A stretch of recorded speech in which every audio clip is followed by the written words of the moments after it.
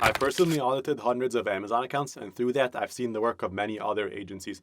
And while a lot of these agencies are good people doing good work for their clients, some of them are actually actively deceiving the sellers that they work with. Unfortunately, it's a lot more common than you might think. So in this video, I'll try to save those of you who are currently going through this and explain the 3 most common ways I've seen agencies deceive their clients. All right, so method number 1 is when agencies run VCPM campaigns. For those that don't know, VCPM is a type of sponsored display campaign that attributes sales based on impressions rather than clicks. What this means is that someone could be on their way to buy your product organically or because of another ad that they saw, or just because they're familiar with your brand, or even a repeat customer. And just because the VCPM campaign popped up on their screen, the sale is now attributed to that campaign. And the funny thing is they might have not even noticed that that ad exists. They might have not even seen it on their screen. But just because it's there, that person is now tagged by that VCPM campaign, and any purchase that they make from your company will be attributed to that ad for a certain number of days. So basically what happens is agencies start running VCPM campaigns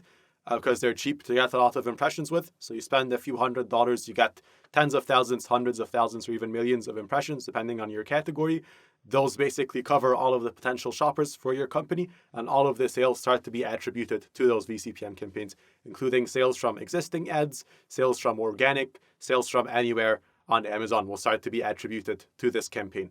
Right? And since the campaign has spent a couple $100s and it's made hundreds of thousands of dollars in sales potentially for your account, your ACoS will be ridiculously low. This makes the metrics on Campaign Manager look ridiculously good. You spend a few $100 or a few $1,000s, you make hundreds of thousands or millions of dollars of sales, your ACoS is a couple percentage points, and you're supposedly doing extremely well. But the dark side of this is all of the revenue you're seeing coming from these VCPM campaigns would have come even if you never ran these ads. I'll tell you a real story of a client that we worked with. They sold HVAC equipment. They were a medium-sized seller, doing just under $10 million a year, and they were reselling for bigger brands, so their margins weren't that high. And per month, they were doing anywhere from $800,000 to $1 million. And they signed on with an agency, and that agency started running their ads, and the agency was spending a few $1,000s a month, making exactly $800,000 in ad sales, right? The ACoS looked beautiful. Obviously, if you guys do the math, it's like a couple percentage points, and everything looked like it was going amazingly well, but the total sales were stagnant. They didn't increase sales by a single dollar. Right? So the owner of this brand comes to me and he's like, hey, I have this agency. They're running these campaigns. The ACoS is amazing.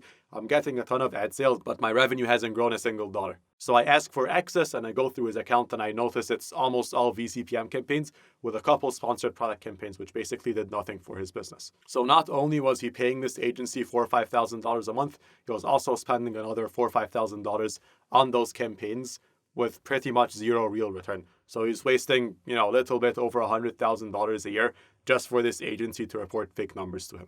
Now, this doesn't necessarily mean that every single agency that's running VCPM is actively trying to deceive you. But if they are running these campaigns, they should be transparent about what these campaigns actually can do, and about the attribution issues that these campaigns create. Right? And if they're not doing that and they're trying to report numbers that don't look reasonable to you, then at that point they are trying to actively game the figures to make it look like they're performing a lot better than they actually are.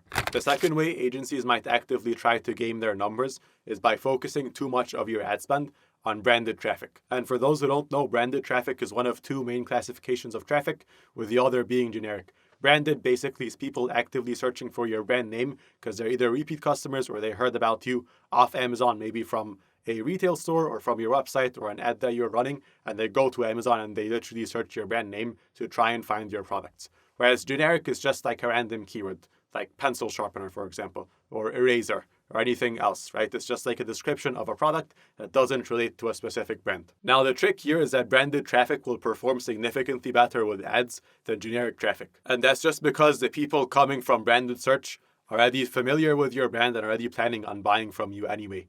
Right? So the conversion rate is extremely high, and chances are the cost per click on your branded keywords is going to be lower than the cost per click on your generic keywords, especially in some categories.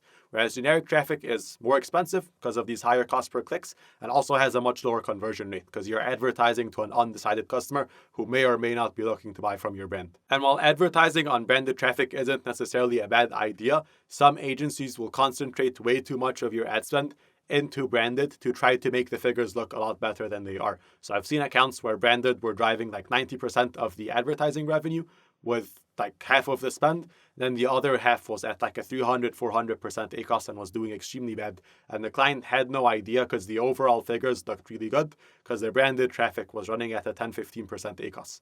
So if your agency is running campaigns targeting branded keywords for you, you need to ask them two questions. Number one, what percentage of my spend is being spent on branded keywords, and what should that percentage be ideally? And then number two, how is my non-branded or my generic traffic performing, right? So you want to keep the percentage between 5 and 20%. I usually go right in the middle at 10%. And then you also want the ACoS on generic to be justifiable, right? Because some of these accounts are running at